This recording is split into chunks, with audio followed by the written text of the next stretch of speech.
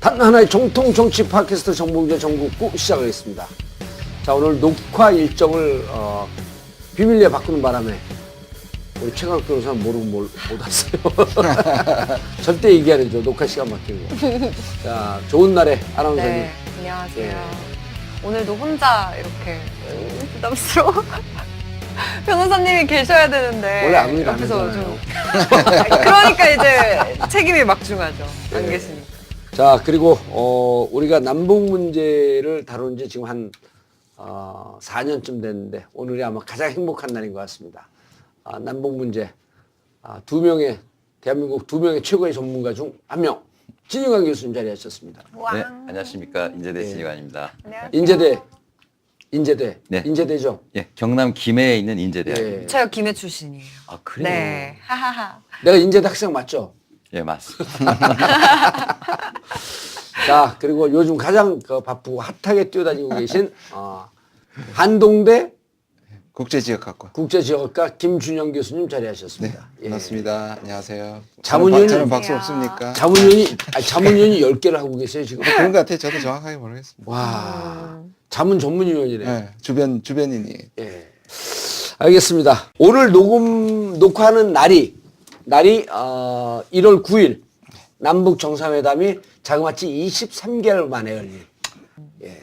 이게 저 처음에 이제 이번 주 주제를 받았는데 남북 관계 급물살이었어요. 근데 진짜 저도 급물살이라고 느꼈던 게 이게 언제부터, 그러니까 그 육안으로 보기에는 김정은 신년사부터 이렇게 진행이 된 거예요. 김정은 위원장. 김정은 위원장. 예. 네. 김정은 위원장 신년사부터 이렇게 갑자기 막 일사천리로 탁탁탁탁탁 진행이 돼서 예.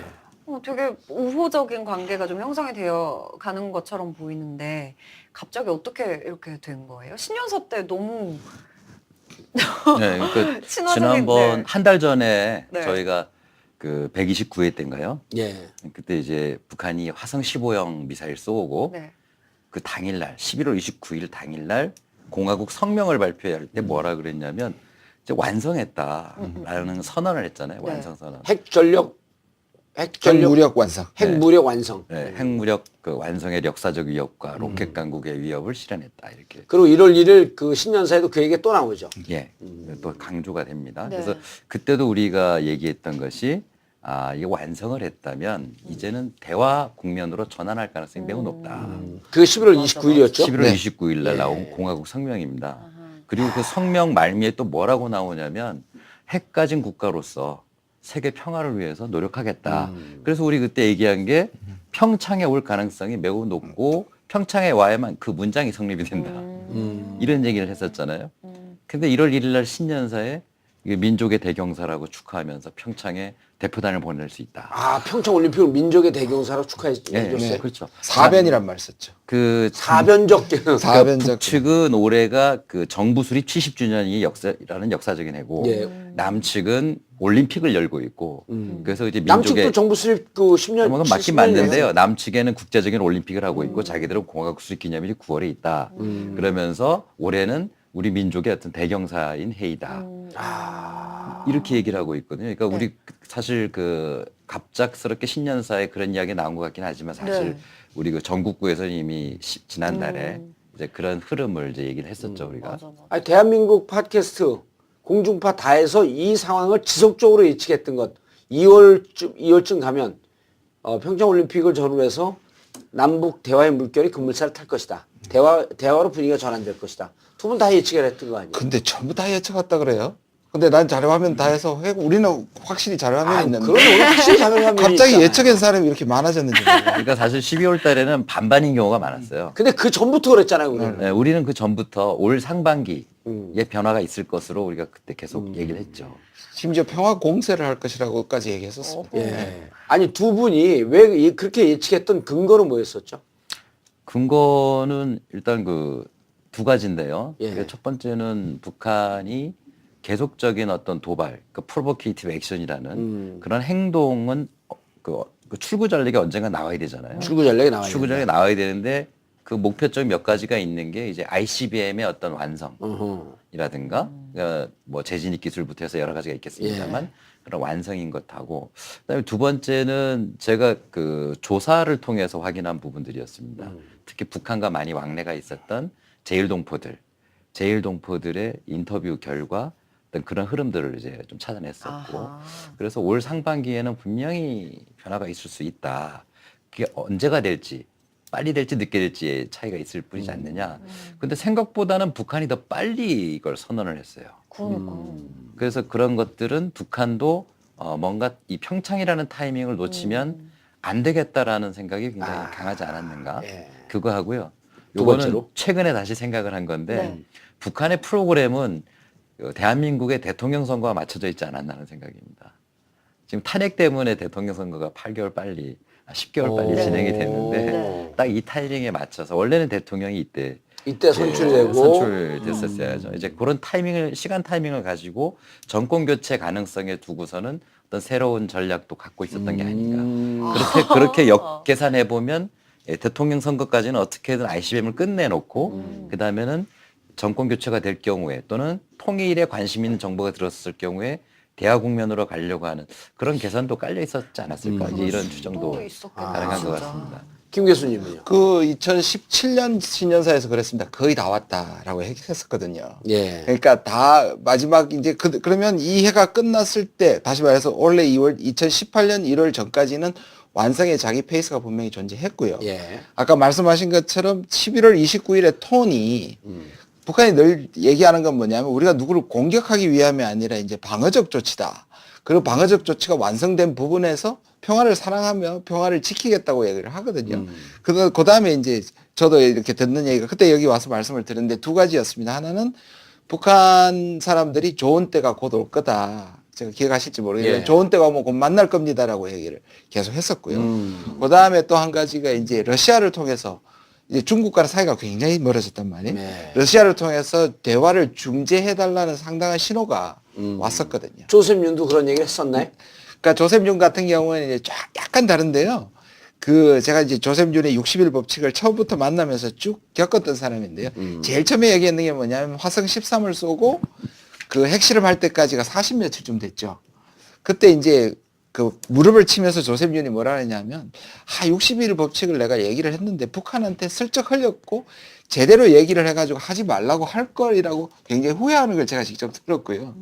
그 다음에는 핵실험을 하고 나서 화성 15까지 약 73일 정도를 안 했습니다. 그때는 뭐냐 하면 조셉 윤이 직접 60일을 지났으니까 그때 이제 기억하시겠지만 틸러슨하고 우리가 지금 컨택하고 있다. 물론 트럼프가 웃기지 마라 잘해봐. 그게 11월 1일이었어요. 그 전이었습니다. 그러면서 그때는 북한이 대화를 안 받아들였어요. 왜냐하면 이걸 빨리 완성해서 그 다음에 자기들이 완성한 다음에 하기 위해서 숭타오도 안 만났고 예. 조셉 윤도 다 거절했던 거거든요. 맞아요. 숭타오 예. 시진핑 특사로 갔던 숭타오를 안 만났죠. 네. 마지막으로 한 가지 더는 뭐냐면 자기들이 실사 가격을 해가지고 실제적으로 핵탄두를 싣겠다고까지 위협을 했었는데 굉장히 조심스런 고각 발사를 하고 뭐 일본도 넘지 않고 그게 11월 29일 29일이었다. 였었죠. 거기에서 상당히 이미 좀 전조가 보였다고 확실한 전조가 보였다고 얘기할 수 있겠습니다. 그때 4,000km까지 올라갔던 거죠. 네. 4,500km. 4,500km까지 올라가고 그거를 무척 조심스럽게 실험한 것으로 봤다. 제가 강연 다니면서 제일 그 어려운 질문이 평창에 북한이 오냐 안 오냐. 아, 그거 온다 그래죠. 우린 다 올 줄 알았잖아요. 네, 그래서 공화국 성명으로 보면 이건 올 수밖에 없다. 이제 그런 얘기를 하도 많이 해서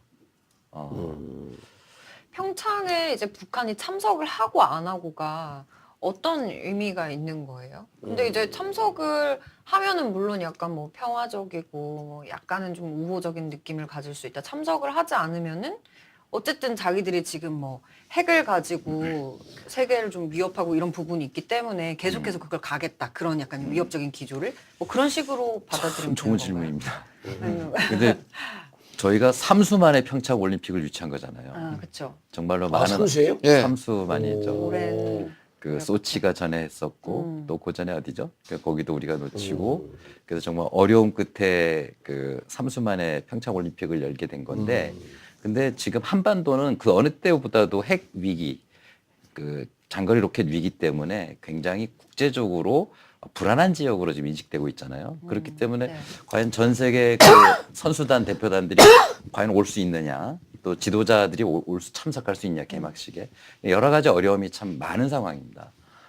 이런 상황에서 가장 최근까지도 북한이 ICBM 실험을 했고, 네. 그런데 북한이 올림픽 기간만큼은 도발을 중단하고 만약에 참여를 해서 이 평화적인 분위기를 만들어낼 수 있다면 평창은 대성공이라고 할 수 있는 거거든요. 그래서 북한이 참여하는 것은 네. 올림픽 정신뿐만 아니라 그 평창을 통해서 평화로운 그런 분위기를 전 세계에 내보낼 수 있다는 측면에서 평창 올림픽은 일단 성공을 했다라고 할 수 있을 정도의 그런. 그것도 의미입니다. 중간에 아베가 고춧가루 뿌렸잖아요. 지금 그 가야 될지 네. 참가하는 게 맞을지. 유일하게 다른 나라들은 소치 때 88개국이 참가를 했는데 이미 평창 참가한 92개국이 넘어갔거든요. 그럼 그 소치 때보다는 더 안정적으로 갈 개연성이 있는데 아베가 고춧가루 뿌렸단 말이에요. 근데 이제 한번 물론 부인을 했지만 예. 프랑스에서 우리는 참가 안전이 보장 안 되면 참가 안 할 수도 있다는 얘기가 나왔었고, 그다음에 니키 헤일리가 늘 이렇게 고춧가루를 뿌리는데 뭐 아직 결정된 니키 헤일리 누구예요? 그 유엔 대사 강경파 유엔 대사고 지금 예 폼피오와 함께 지금 메티스나 아니면 이쪽 그 틸러슨을 교체할 거라는 소문이 아주 강력하게 나오고 있는, 그래서 훨씬 더 강경한 목소리를 일부러 내는 사람들입니다. 그런데 네. 그 얘기를 했었거든요. 그런데 북한이 오면, 아니 북한을 자기가 보냈는데 그때 북한이 전쟁을 일으키거나 또는 도발을 하지 않겠다는 거는 누구든지 상식적으로 생각을 하니까, 그렇죠. 꼭 나쁘게 얘기하면 인질이지만 스스로 보낸다는 말은 내가 도발하지 않겠다는 약속을 하는 것과 같죠. 이 기간에 평화 올림픽을 하자. 네. 평화 분위기를 조성을 하는 것에 동의한다라고 하는 것에 현실적 액션 플랜 아니에요. 그렇죠. 보내는 게. 네, 맞습니다. 그렇다면 이제 우리나라한테는 굉장히 좋은 일인데 그럼 그걸로 인해서 북한이 요구하거나 이런 것도 있을 수 있잖아요. 우리한테 좋은 일을 선택해준다는 거니까. 야당에서는 뒷돈 대준다 이런 그 그래서 예, 가짜 나중에 뉴스를 댓글이 엄청 많아요. 뭐라고? 네. 전부 다 뭐 돈 돈 내준 거 퍼주지 아니야? 말자. 말렸다 또 시작이다. 그냥 오지 말라고 해라. 그 조선일보 댓글만 봤어요? 아니 그냥 댓글 많은 기사들 여러 개를 봤는데 네. 물론 그렇지 않은 댓글들이 많은 것도 많아요. 그런데 이제 좀 유독 그런 댓글이 많은 기사들도 있고. 그 나중에 이제 청구서가 있을 것이다. 이제 그런 얘기들 많이 하고 네, 있잖아요. 네. 근데 아마 그거는 어떤 나라도 마찬가지지만 만나고 대화를 하면 서로 이익을 위해서 반드시 청구서를 내게 돼 있어요. 네. 그게 이상한 건 아니거든요. 네, 네. 근데 이제 아, 한 청구서 가지 내는 게 자체 우리 시청자분들 오해하면 돈 달라고 요구할 것이다. 예, 근데 거기서 주의해야 될 게 돈은 절대 아닙니다, 이게. 아 그래요? 돈은 청구서가. 절대 아니라는 얘기죠. 그러니까 북한이 과거에 굶어 죽고 힘들고 고난 행군 시기, 그때는 국제사회에 공식적으로 요청을 했죠. 돈만이 아니라 식량이라든가 의약품이라든가 지금도 네. 그런 걸 일본에게 제일 먼저 요청을 할 정도로 그런 시기가 있었죠. 그게 이제 95년부터 2001년 고난 행군 시기에서 20년 전이죠. 네. 근데 지금 북한은 그렇게 굶어 죽는 사람이 별로 없어요. 하루 세 끼 먹는 사람이 90% 이상 넘어가고 있는 이제 그런 상황이란 이 말이에요. 밥에 고깃국 먹어봤어요? 이 밥에 고깃국은 먹으면 우리도 그건 좋은 건데. 근데 그래서 이제 돈은 절대 아니다. 그리고 북한이 이미 공식적으로 얘기를 했지만 인도적 지원은 받지 않겠다라는 걸 남쪽에다가 2015년도에 얘기한 바가 있어요. 그 정도로 경제가 좀 먹고 그러니까 살만하다는 거죠. 우리보다는 훨씬 아직도 못하지만 먹고 사는 게 힘들 상황은 아니란 말이에요. 그러니까 돈은 줄 거라는 건 절대 걱정할 필요 없고요. 네. 그렇다면 다음엔 또 뭐가 있느냐? 그거는 크게 두 가지라고 봅니다. 하나는 네. 그 동북아에서의 북한의 어떤 그 군사적 긴장을 완화해달라는 요구, 즉 미국과의 관계를 평화 관계로 만들면서 긴장을 완화시키려고 하는 이런 것들이 군사훈련 중단이라든가 이런 요구로 나올 수가 있겠죠. 그다음에 그 또 다른 하나는 그 북한이 지금 경제를 성장시켜 나가야 되는데 네. 경제 규모가 점점 커지고 있고 또 에너지가 점점 많이 필요해져 가고 있고 이런 상황에서 어떤 돌파구를 찾아 나가야만 외부로부터 자본이든 기술이든 들어올 수 있단 말이에요. 네. 지금 현재 상황에서는 미국이 저렇게 또는 국제사회가 봉쇄를 하거나 통제를 하게 되면 어렵잖아요. 네. 이런 걸 뚫고 나갈 수 있는 하나의 물꼬는 남북 관계를 개선함으로써 평화 메시지를 던지고 북한의 어떤 이런 도발은 오로지 미국하고의 적대적인 관계에서만 나온 것이다. 라는 걸 국제사회에 이해시키거나 그걸 호소하면서 본인들의 경제 성장에 도움을 받을 수 있는 그런 어떤 그 물꼬들을 만들어 나가려고 하는 이제 이런 것들이 있지 않겠나. 그래서 요약하면 그 북한이 뭔가 돈을 달라고 하지 않겠는가. 이거는 절대 북한 낭설 근거 없는 거고. 몇 가지 프레임이 항상 작동을 하죠. 처음에 그러니까 신년사가 나오니까 또 시작했다. 통미, 그러니까 통남복미라 그랬습니다. 한국하고 원통하고 이제 미국을 소외시켰다. 그 전까지 나온 게 뭐냐면 코리아 패싱이 뭐냐면 한국은 제하고 미국하고 빅딜을 할 것이다. ICBM만 포기하면 미군 철수까지 하겠다는 프레임을 저기 보수 쪽에서 막 갖다 댔거든요. 그렇죠. 지금 완전히 그 똑같은 사람이 정반대의 논리를 가지고, 그러니까 미국을 제하고 그 통남을 해서 미국을 봉쇄하겠다는 거예요. 지금 또 변했어요. 뭐라 그러냐면 제가 이제 통남 통미라는 말을 썼는데 네. 이걸 또 저쪽에서 통남 통미라고 그러는데 제가 얘기하는 것과는 완전히 다릅니다. 저는 결국은 이 핵 문제는 북한과 미국이 해결을 해야 되잖아요. 네.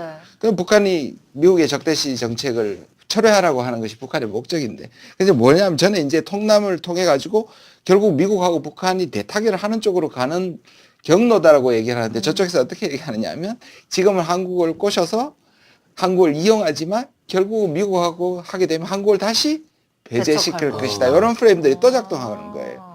그러니까 오늘도 뭐라 했냐면 네. 아침부터 안 될 거다. 북한이 다른 걸 가져올 것이다. 어깃장을 부릴 것이다.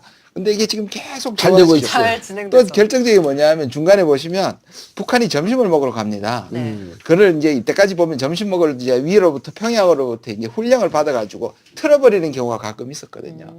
그러니까 이제 점심 때 나온 언론을 보면 가서 훈령 받아가지고 오후에는 틀어버릴 것이다. 그러니까 끝까지 그런 프레임들이 작동을 안 될 하는 거라고 하는 프레임으로. 근데 안 됐잖아요. 그게 안 됐잖아. 그 프레임이. 그 프레임이 지금 보면 요즘에 보면 이런 프레임들이 저는 굉장히 반가운 현상인데요. 옛날엔 탁탁 걸렸거든요. 보시면 한중 정상회담을 보시면 처음에는 구력 외교다. 중국한테 뭐 다 주냐. 사드 그렇게 당하고 또 당하냐 했는데 한 2, 3일부터 막 바뀌면서 이게 공적으로 바뀌거든요. 근데 이거를 조중동은 굉장히 당황하고 있어요. UAE도 보시면 그렇고 남북 관계도 보면 예. 이게 몇 달이나 지나서가 아니라 매일매일이 바뀝니다. 처음에 프레임을 딱 겁니다, 조중동이. 근데 그게 안 먹히고 대통령의 70% 넘는 지지율이 있으니까 이게 사람들이 또 시작을 하면서 금방 프레임을 차고 나와요. 그건 굉장히 우리한테 좋은 현상이라고 생각합니다. 아하. 그런데요, 돈은 아니더라도 이거 한미 군사훈련 중단을 이제 요구를 하게 되면은 중단을 해야 돼요. 지금은 이제 어떻게 해야 현재로서는 돼요? 네. 아직 그 요구하지 않고 있기 때문에 지금 잠정적으로 합의한 거는 북한이 우리가 이제 제안한 게 미국 측에도 제안한 게 올림픽과 패럴림픽이 끝날 때까지 군사훈련을 연기하자. 네. 근데 패럴림픽이 언제 끝나죠? 3월 18일? 네, 3월 18일인가 근데 아마 그럴 겁니다. 미국에서 또 오늘 네. 확인되지 않은 정보를 근거로 4월 1일서부터 훈련을 할 것이다. 네. 근데 지금 이게 대화가 진행되는데 미 관계자의 말을 인용을 해서 어디에서 보도한 거예요, 그게? 근데 지금 제가 오기 전에 바로 이렇게 퍼졌는데요. 저는 전혀 근거 없다고 생각이 안 드는데 문제는 뭐냐면 시기가 너무 애매하고 그다음에 이런 게 나오면 뭐냐면 그러니까 이제 미국 쪽에서 뭐 한국하고 대화한다 그러니까 북한이 변할 거다 얘기하니까 뭐 샴페인을 너무 마셔가지고 아직 덜 깼다는 얘기가 나올 정도로 미국 내부에서는 강경파들이 북한에 말려드는 것에 대해서 경계하는 목소리가 분명히 존재하고요. 네. 그런 점에서 이제 미국은 뭐냐면 이게 이제 북한에 대한 굴복이 아니라 평창 올림픽을 성공을 위해서 미룬 것일 뿐이지 이건 중단이 아니다라는 말을 하고 있거든요. 그래서 미국이 제일 좋아하는 말이 리스케줄링입니다. 이걸 pause라거나 stop이라고 절대 쓰지 말라고 지금 얘기하는 거거든요. 중단이란 말에 stop 또는 잠시 멈춤이라는 pause라는 말도 쓰지 말고 리스케줄링이라고 쓸 만큼 굉장히 민감한 건 사실. 리스케줄링. 그러니까 스케줄을 다시 잡는다. 조정한다는 거거든요. 스탑이나 퍼즈라고 군사훈련에 대해서 얘기하는 그렇죠. 거죠. 리스케줄링이라고 하는 표현을 쓰고 표현을 있다. 쓰고 있을 만큼 이것이 북한과의 기싸움에서 자기들이 졌다는 것을 굉장히 싫어하는 건 분명해요. 그런 점에서 이런 목소리가 내부적으로 있을 텐데 이것을 발표하는 시점이 굉장히 좀 애매모호하고 그다음에 공식적인 결정이 났다고 제가 보니까 나오면서도 그 공식적인 결정의 주체가 없어요. 그냥 한미 군사 당국자라고만 나오거든요. 좀 더 지켜봐야 되겠지만 이 부분이 좀 근데 이제 지금 나오는 얘기는 이게 이제 결국 2달 밀리고 제가 보기에는 만약에 이 북한과의 협상이 제대로 안 되거나 북한이 어깃장을 놓으면 바로 그게 치고 들어올 가능성은 있는데 지금 얘기가 되는 건 뭐냐면 결국 3월 달 건데 8월 달에 또 있으니까 이것을 합쳐서 결국 같이 하는 방향. 그렇게 되면 우리는 또 8월까지 시간을 버는 거거든요. 네. 4월은 그 너무 방안은 누가 제안한 방법이에요? 그거는 이제 누가 제안했다기보다는 그렇게 자연스럽게 갔으면 좋겠다고 전문가들 하는 게 사이에서 나오는 그 특히 문정인 특보가 그 얘기를 했었죠. 사실상의 쌍중단이다. 쌍중단이라는 말을 안 쓰지만 자, 우리 전국구 복라인 오늘 진짜 좋은 술 들어왔으니까 한 잔 마시자. 끝나고 봐. 5년 이상 된 제주 섬 오가피의 생명력을 담아 발효 60일, 저온 숙성 1년을 거쳐 만들어낸 명주 녹고의 눈물, 오직 와이드몰에서만 최저가로 만나보실 수 있습니다. 이상한 비타민이 있습니다. 가격이 비싼 것도 아닌데 원료가 나쁜 것도 아닌데 그렇다고 비타민 함량이 부족한 것도 아닌데 하나를 사면 하나를 기부하는 참으로 이상한 비타민이 있습니다. 좋은 제품, 착한 가격, 거기에 기부까지. 인터넷 검색창에 비타민 엔제스를 쳐보세요. 정말 놀라운 소식 하나 전해드리겠습니다. 이탈리아 소형 가전 1회 빛나는 제품이죠. 전기 요의 명품 이메텍. 전자파, 전기세, 아토피 걱정 없이 안심하고 사용할 수 있는 이메텍 제품을 와이드몰에서 놀라운 가격으로 준비했습니다. 와이드9.net, 와이드몰, 전국구 와이드몰. 키 리저브 훈련이 8월에는 프리덤 얼지 프리덤과 울트 UFC 프리덤 훈련이죠. 예. 근데 그거는 지금 키 리저브도 그 실전 훈련이고 그 실전 훈련인가요? 그 도술 훈련이? 그 뒷부분에 이제 실전 훈련을 하게 되고요. 예. 앞부분은 일종의 시뮬레이션이죠. 시뮬레이션을 하게 되죠. 근데 그 울트 프리덤 훈련은 실전 훈련 아니에요. 그게 시뮬레이션이죠. 그게 그게 시뮬레이션인가요? 예. 그래서 두 개를 묶어서 도상 훈련입니다. 자연스럽게 가는 것이 좋겠다. 예. 라고 하는 게 이제 그 문재인 대통령 측 진보 진영의 전문가들이 제안하고 있는 건데 4월 1일 날 훈련을 재개한다. 한데 현재는 확인은 안 되고 있죠. 근데 지금 이 와중에 지금 회담하는 와중에 터진 거기 때문에 어찌 보면 고춧가루 뿌린 거거든요. 그럼 북한 애들이 니네 이거 뭐야 지금. 이거 연기한다고 했으면서 그럼 최소한 회담이 끝나고 평창 올림픽에 대한 참가 이런 등등이 다 결정나고 양측의 회담이 끝났을 때 그런 그 훈련 스케줄을 다시 얘기하면 몰라도 지금 진행하는 도중에 당신들 고춧가루 뿌리는 거 아니야? 라고 하는 반작용, 역풍을 끌어내려고 일부러 장난쳤을 가능성도 있지 않냐 이거예요. 그 예전에 군사 정권 시절에도 그 한미 군사 훈련을 연기한 적이 있잖아요. 노태우 정부 때. 예. 팀 스프리트 남북 기본 합의서 체결을 해야 되고 그 분위기가 굉장히 좋았을 때 그때 뭐 체육회담도 그때 많이 하고 스포츠 교류도 하고 90년인가 91년인가 그러죠. 90년과 91년 91년 연이어서 했단 말이에요. 그 세계 탁구 선수권 대회에서 우승할 때 그 무렵에 그 팀 스피릿 훈련을 연기도 한 적도 있었고 그다음에 김대중 노무현 정부 때도 군사 훈련을 했어요. 근데 중요한 거는 남북 간에 서로 신뢰가 있느냐 없느냐 이게 제일 중요한 거거든요. 그러니까 우리가 성의를 가지고 군사 훈련을 하되 북한에게 덜 위협적인 그런 것들을 이해시킬 때는 남북 관계가 좋을 때는 군사 훈련이 반드시 남북 관계를 깨는 건 아니다. 그죠? 아니, 김대중 대통령 시절에는 연평해전 하면서 거기서 그 막 총격전을 벌이고 그러는데도 판문점 회담을 하고 있었잖아요. 그렇습니다. 그때 우리 2002년 월드컵 때 터키하고 경기하는 4강 경기하는 날이었죠. 예. 그날 3, 4위전. 기억납니다. 제2차 연평해전이 발생한 거 아닙니까? 참 안타까운 일이었는데 연평해전 영화에도 나오죠. 예, 그럼에도 불구하고 월드컵도 온전하게 치러졌고 네. 남북 관계도 그 다음에 화해 국면으로 돌아서면서 해운 합의도 만들면서 서해에서 교전이 없도록 그 이후 그 2002년 이후에 이명박 정부 때까지 2009년 때까지 7년 동안 연평해전이 없었어요. 그 이명박 정부 가서 대청해전이라는 게 생기거든요. 그렇게 해결할 수 있는 거거든요. 그리고 그 지금 오늘 북한의 우리 민족끼리 사이트 예. 요게 이제 조평통에서 만든 예. 인터넷 사이트인데 거기 실린 기사 2개를 그 보니까 네. 지금 북한이 얼마만큼 남북 관계 개선에 중요성을 중요함을 이제 얘기를 하고 있는지를 볼 수 있는 네. 게 신년사에서 김정은 위원장이 한 이야기를 다시 강조하면서 이것이 남북 관계 해법이다 이렇게 얘기를 하고 있어요. 그게 첫 번째가 뭐냐면 신년사에서 그 얘기를 했어요. 그 김정은 위원장이 올해를 그 남북 관계를 남북 관계의 어떤 역사적인 사변적인 사변적 해로 만들겠다. 그 민족사에 특기할 사변적인 해로 빛내야 한다. 이 얘기를 했거든요. 진짜 이건 무슨 얘기냐면 여차 어떠한 일들이 앞으로 있다고 벌어지겠죠. 할지라도 크고 작은 일들이 벌어지겠지만 올해를 우리 남북 관계 역사적 사변의 해로 만들기 위해서는 북한의 모든 성원들은 최선을 다해야 됩니다. 일단 위원장 동지가 그 교실을 발표한 거니까. 그렇습니다. 그래서 한 가지 더 말씀드릴 게 좀 있는 게 조국평화통일위원회가 이번 회담의 상대지 않습니까? 예. 그 줄여서 조평통이라고 얘기하는데 조평통 위원장, 부위원장 나와 있죠.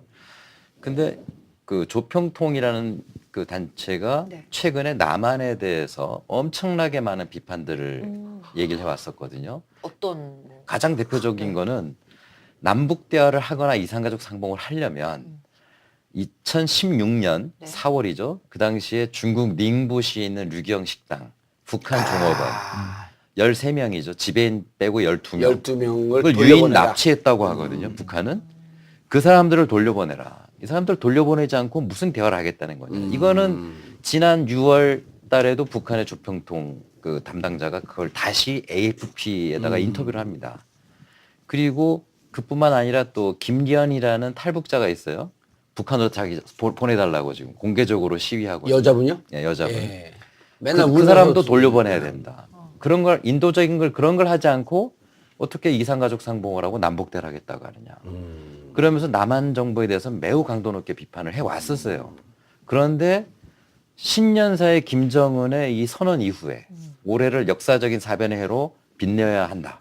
이 선언 이후에는 그게 다 없어졌어요 지금. 아, 조평통에 조건이 사라졌다는 거죠. 그럼 물론 장벽이. 앞으로 아마 미세하게 서로 이야기는 있겠죠. 그러나 그 이번 회담에 온 대표 그 누구죠? 그 리성권 조평통 위원장. 조평통 위원장이 그 뭐라 그랬냐면 온결의 새 첫 선물 값비싼 결과물을 드려야 한다. 말도 못 진짜 우리 민족에게 선물을 주도록 하자. 그리고 평창 평화올림픽이라는 얘기 아니에요, 그게.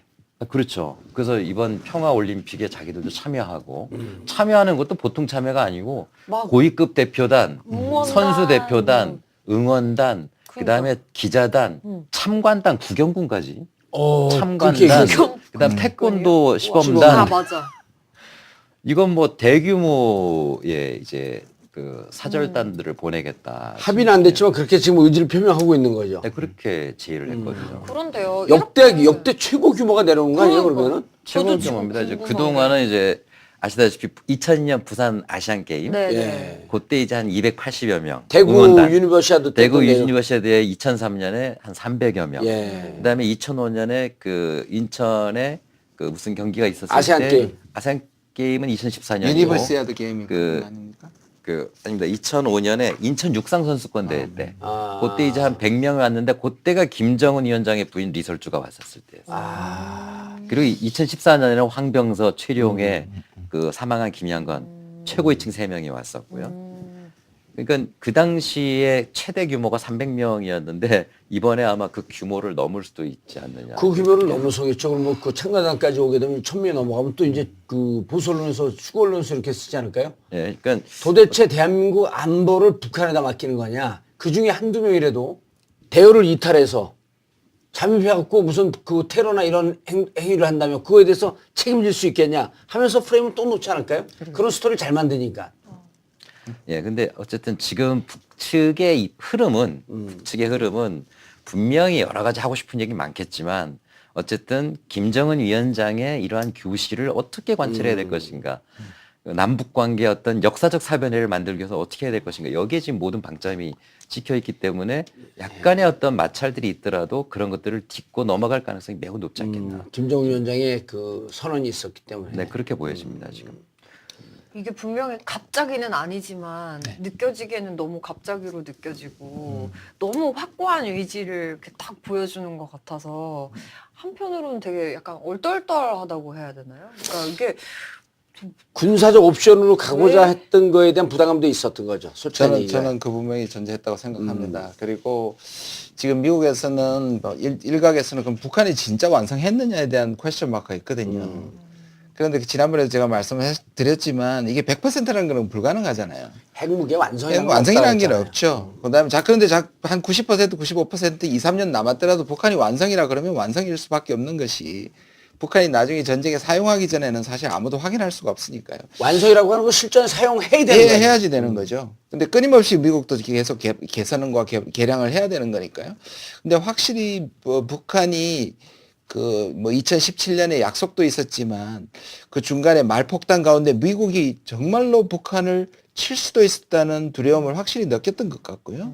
그런 점에서 트럼프는 어쩌면 때릴 수도 있다고 확실히 생각하다 보니까 사실 지금까지 우리를 계속 무시해 왔잖아요. 니들은 우리가 원하는 걸 줄 수가 없어. 우리를 원하는 건 미국만 줄 수 있어. 네. 그래서 저는 이 시점에서 북한이 굉장한 실험을 하고 있다고 생각해요. 그건 뭐냐면 미국하고 북한이 지금 한국을 주시하게 됐잖아요. 어느 순간에.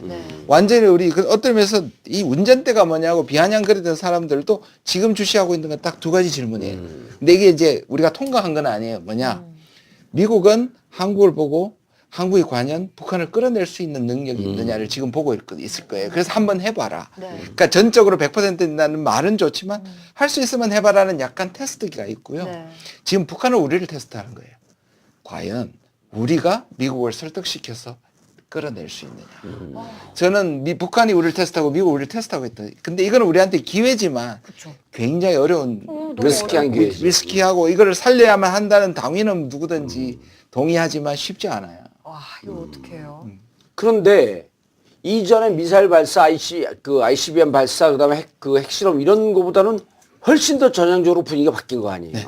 그럼 이제 우리 정부에서는 평창 평화올림픽으로 가려고 노력을 할 뿐만 아니라 동시에 이것을 계기로 남북 대화는 철저하게 트럼프도 세운 측 중에 남북 대화는 철저하게 남과 북이 주도적으로 해라. 남이 주도적으로 해라. 핵 문제는 미국이 주도한다.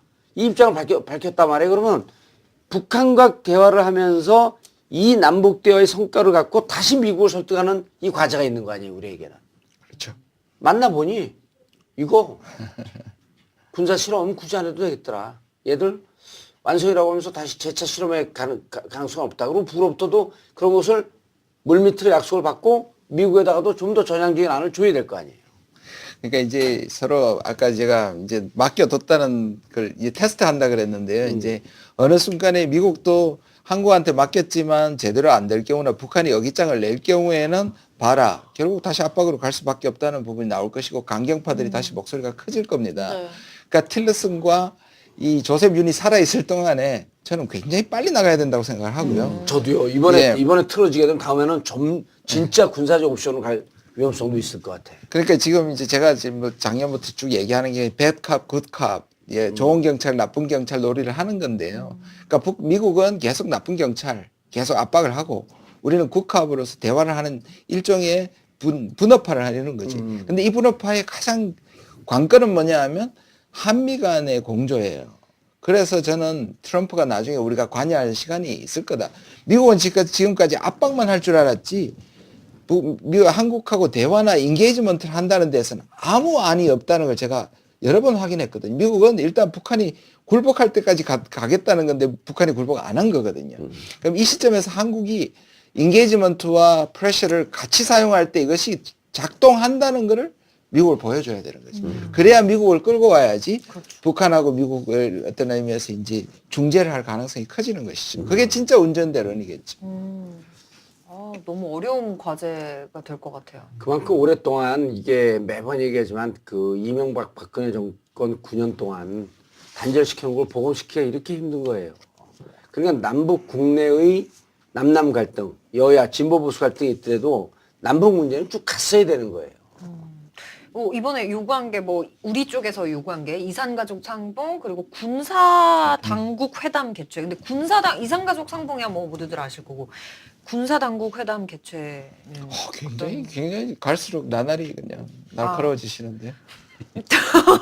지금 사회를 하십니까? 예, 다 사회를 하고 계시는데. 나 좀 졸고 있어. 온 나라 다 하고 있으니까 나 졸고 있어. 오늘 최 변호사님이 안 계셔서 네. 제가 엄청난 부담감. 내공을 막 보이고 있는 중에. 아니요.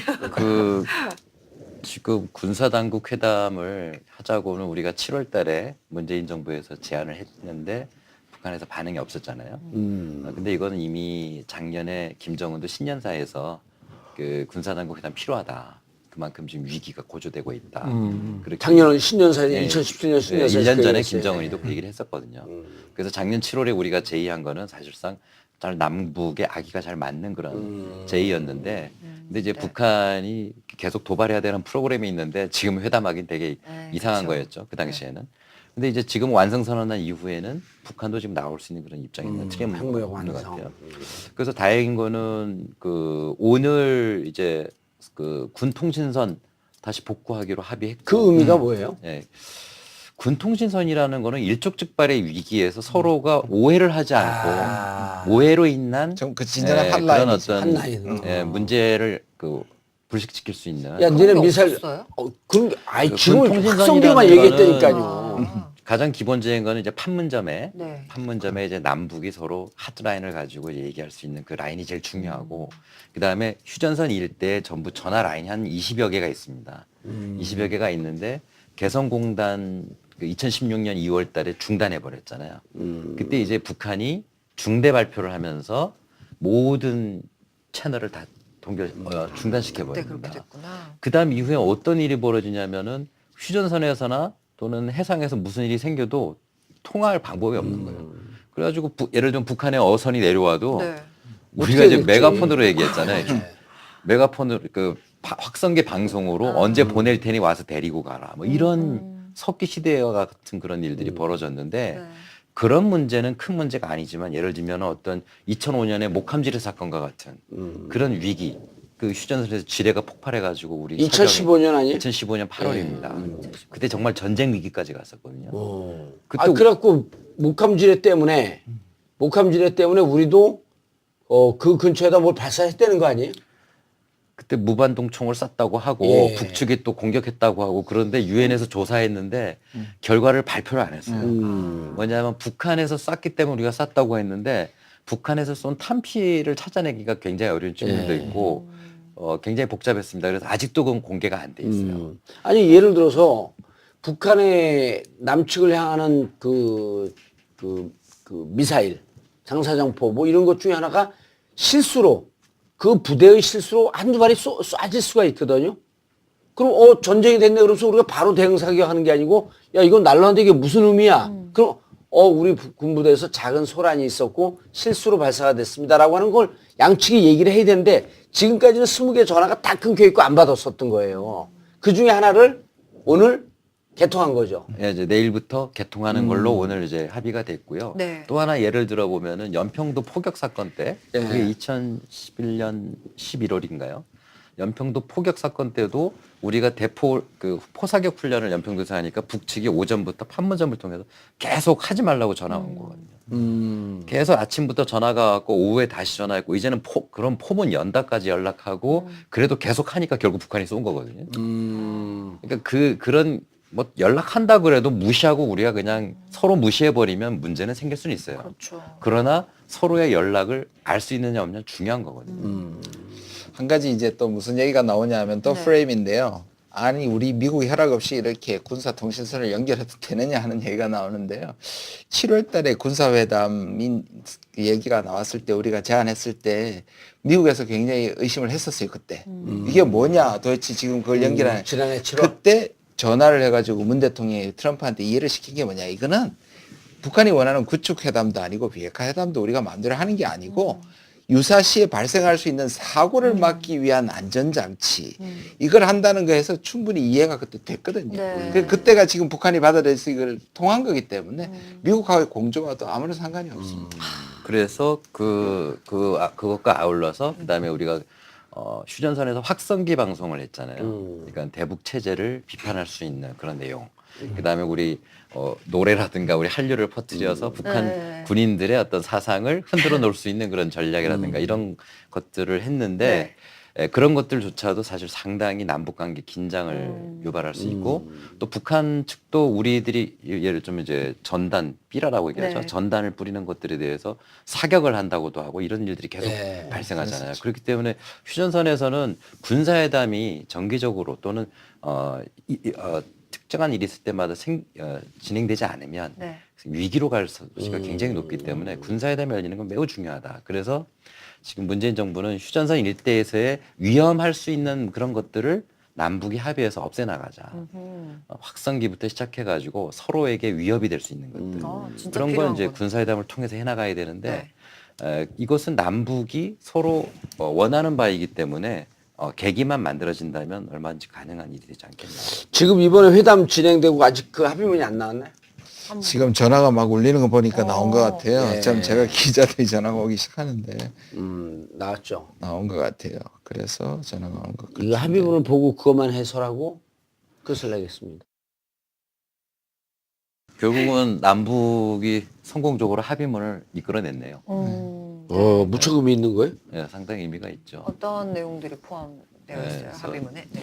지금 그 원칙을 포함해서 크게 세 가지라고 지금 이제 그 인터넷에 올라와 있는데 우리 민족끼리 남북 문제를 풀어나간다는 원칙 하에 평창에 선수단 대표단을 보내기로 합의하고 선수단 대표단 그다음 네. 그 디테일한 건 조금 더 보완을 하겠죠. 예, 이제 뭐 창관단 보완하겠죠. 오는지 응원단 오는지 네. 그거는 뭐 중요한 문제는 아니고. 일단 네. 북한 대표단이 내려와서 의논하기로 남쪽을 방문해서 의논하기로 했어요. 뭐 우리 입장에서 뭐 북한에서 많은 숫자가 올수록 우리에게는 그렇죠. 더 좋은 야 것이기 티켓 때문에. 엄청 더 팔리겠네. 티켓 안 사고 지금- 있었는데. 지금 안 저는 그래도 빨리 티켓을 사야 사야 되지 않겠나 지금 그런 생각이.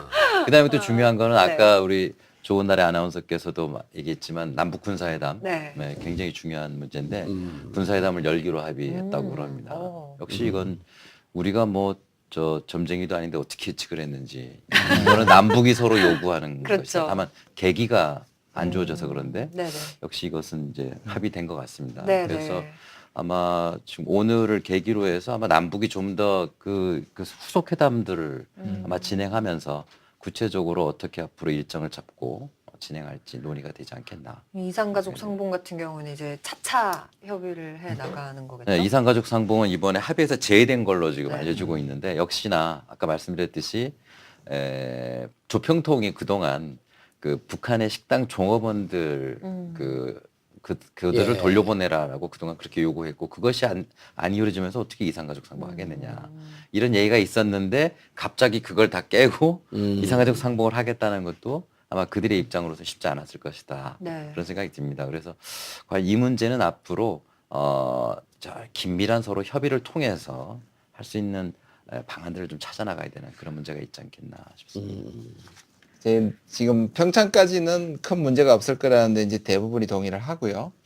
그 다음에 이제 평창 뒤에도 제 생각에는 이런 오늘 이제 군사 당국자 회담도 하기로 했고 다른 문제도 전 다뤄질 수 있기 때문에 그까지는 큰 문제가 없는데 결국은 이제 북미 간의 비핵화 문제라든지 또는 북한이 원하는 핵군축 문제라든지 또는 개성공단 문제라든지 금강산 문제라든지 전체 제재 시스템을 건드릴 수 있는 민감한 문제로 다가갈수록 상당히 이게 다시 결국 그 고비를 넘어야 되거든요. 지금 분위기를 타서 이렇게 하는 건 중요하지만 네. 그래서 제 생각에는 이제는 그 부분에 이제 물밑으로 들어가서 뭔가 공개적으로 해서 상대방이 기싸움을 이때까지 해왔기 때문에 저는 미국이 원하는 것, 북한이 원하는 것들을 물밑에서 가지고 이것들을 잘 조율하는 것이 정말 필요하다고 생각합니다. 네. 지금은 이제 전체적으로 큰 얼개만 만들어 놓은 거죠. 얼개 만들어 놓고 평창에 그 대표단 파견한다. 여기까지는 이제 처음에 하자고 하고 이것만 돼도 플러스 알파였죠. 예, 네. 이것만 돼도 대단히 평화 분위기 조성이 될 것이다라고 했는데 군사회담 재개를 합의한 거는 쭉 간 거네요. 네, 플러스 알파. 그리고 남북 간의 대화되는 것을 맡기고 지켜보겠다라고 하는 미국에게도 어찌 보면 일정한 선물이 좀 되는 거 아닌가? 예, 그렇기도 하고요. 예. 그다음에 말씀드렸듯이 그 올해를 그 민족사에 특기할 사변적인 해로 만들겠다라고 했다는 이야기는 이거는 뭐 평창 잠깐 오고 가고 군사회담 하는 정도만은 분명히 아닐 것이다. 이건 무슨 얘기냐면 지금 북한이 실험을 완성한 이후에는 경제의 모든 걸 지금 쏟아야 되지 않습니까? 예. 인민 경제 생활 향상 아하. 여기에 방점이 찍혀져 있는데 그러려면은 남북 관계, 남북 경제 협력이 어떻게 물꼬를 터나갈 수 있느냐가 굉장히 중요한 것 그럼 같습니다. 바로 이제 이어서 저 개성공단 재개. 그 바로 그때 이제 우리가 짚어봐야 될 게 유엔의 대북 제재 결의. 예. 유엔의 대북 제재는 리스트를 가지고 항목을 가지고 제재하지 않습니까? 예. 그럼 항목에서 제재하는 것들은 아주 위험한 물질들, 예. 또 위험한 사업을 할 수 있는 자금원들 이런 걸 제한하는 건데 그 리스트에 들어가지 않은 거는 과연 무엇이냐? 아. 분명히 많이 있거든요. 유엔에다가 또 미국 측에다 이거 풀어달라고 요구하기도 좀 그렇잖아요. 현실적으로 진행된 바가 그렇습니다. 없기 때문에. 지금은 어쨌든 그래서 중요한 거는 북한이 이제 완성선언했기 때문에 도발을 안 할 가능성은 매우 높아졌습니다. 지금 추가 실험을 안 할 가능성이 높거든요. 폐기는 그 다음 문제고요. 실험을 더 이상 하지 않는다면 더 이상의 제재는 결의안은 나오지 않을 거란 말이에요. 그럼 현재 결의안에 나와 있는 항목 제재 리스트를 벗어나는 것들 중에 남북이 할수 있는 할 것. 수 있으면서 한반도를 평화 분위기로 만들 수 있는 사업들이 무엇인가? 이거 분명히 많이 있을 거거든요. 또 그다음에 한 발 더 나가갖고 기존에 있는 리스트들이 재도발을 하지 않는, 더 이상 도발을 하지 않는다는 남과 북의 약속이 이루어진다면 그렇죠. 기존의 것을 조금씩 해제시켜달라고 하는. 그래서 한국을 통해서 북한의 입장을 스피커로 활용하면서 북한이 도발을 하지 않을 것이다라는 것들을 그게 일정 정도 풀자. 북한 스스로 얘기하면 안 믿을 거 아니겠어요? 그래서 여기서 좀 조심해야 되는 부분이 뭐냐면 늘 이제 얘기하는 게 미국의 강경파나 한국의 강경파가 이런 대화가 제재 국면을 약화시킬 거라는 프레임이거든요. 예. 그래서 대통령이 오늘 아침 얘기했잖아요. 난 유약하게 보이고 싶지 않다. 그리고 원칙을 얘기를 했지 않습니까? 그건 굉장히 중요한 메시지예요. 그럼 뭐냐면 저는 탄력적으로 제재를 하면서 이걸 풀어줬다, 북한이 안 하면 땡겼다 하는 방식으로 굉장히 정교한 인게이지먼트 한다고 다 푼다든지 결국은 그렇죠. 그런 건 아닌 거잖아요. 북한도 아까 예를 들자면 저는 4월 달에 만약 한미 군사 협력을 한다는 것도 우리가 좋게 생각하며 니들 지금 안 하면 또 할 수 있다는 하나의 압박 조건으로 그렇죠. 레버리지 시그널이 사용할 될 수 수 있는 있는 거죠. 거죠. 예. 그러니까 이런 것들을 묶어서 그러니까 미국이 제가 알기로는 적어도 이 인게이지먼트에 대한 아무런 대책이 없어요. 그걸 한국이 제공하는데 관여하는 미국이 거죠. 사용할 수 있고 미국과 공조가 되는 방면으로 가야 된다고 생각합니다. 알겠습니다. 이 이후에 이제는 어찌 보면 남북이 이렇게 대화의 물결이 급물살을 타면 어찌 보면 이제 남측의 스피커가 더 커질 수 있다. 그건 좋은 것 같아요. 네. 벌써 우리가 확실히. 벌써 힘이 생기잖아요. 코리아 패싱이라는 말을 듣던 때가 어제 같은데 남북 한번 관계 보세요. 좋을 때 우리가 외교 무대에서 우리 목소리를 제대로 낼 수 있었죠. 그렇죠. 과거에도 그랬죠. 아니 그리고 지금은 패싱은 있죠. 자유한국당 패싱. 일단 예. 첫 시작이 되게 좋은 것 같아요. 그렇죠. 그리고 대한민국. 이번만큼은 분명하게 대화를 하고 평창을 평화올림픽으로 만들고 평화의 계기로 만들겠다라고 하는 의지는 이번은 신뢰할 만한 거죠. 네. 이거는 뭐 그쪽 지도자의 교시기 예. 때문에 아니 우리 지도자의 결심도 예, 아주 강하다고 들었습니다. 네, 알겠습니다. 모처럼 신년에 제 복권에 이어서 또 다른 큰 선물. 로또 맞췄는데 이제 평화까지 오는 거예요. 예. 알겠습니다. 두 분 교수님 감사하고요. 예. 인사하세요. 우리 시청자분들에게. 네, 감사합니다. 그 복권을 축하드리고요. 예. 어떤 그 우리 시청자 여러분 새해 복 많이 받으시기 바랍니다. 예. 감사합니다. 네, 감사합니다. 아이 비교되게. 괜찮은 편집하면 되니까. 네, 잘 될 겁니다. 예. 그러니까 너무 쉽게도 생각하지 말고 너무 어렵게도 생각하지 않는 예. 그래 이렇게 묵묵히 그러나 조금씩 나가는 게 중요하다고 생각합니다. 칼을 쓸 때는 제일 위험한 칼이 양날의 칼이거든요. 지금은 평화라고 하는 한쪽 면도 있지만 또 혹은 이게 안 됐을 경우에 다시 남북 관계가 긴장 상태나 경직 상태로 가게 되면 이번에 쓸 수 있는 카드는 정말 극단적인 카드가 될 수 있기 때문에 남과 북 양측이 이번 평화의 계기를 좀 잘 살릴 수 있는 그리고 국제사회에서 그래서 한반도에 이제는 전쟁 가고 평화 온다라고 하는 시그널을 주는 계기가 됐으면 좋겠다는 생각입니다. 삼평, 평창, 평양, 평화. 평창, 오, 평양. 평양, 평화. 평화. 오, 삼평. 그다음 남북이 평등하게. 오. 그건 좀 이상한데. 하나 더 해보려고 예. 아니 원래 이게 네 축이 네. 다리는 네 개가 있어야 되고 동서남북. 그렇구나. 한번 찾아봐요. 예, 알겠습니다. 정봉재 전국구 기쁜 마음으로 마치겠습니다. 새해 복 많이 받으시고요. 마치겠습니다. 감사합니다. 감사합니다. 감사합니다.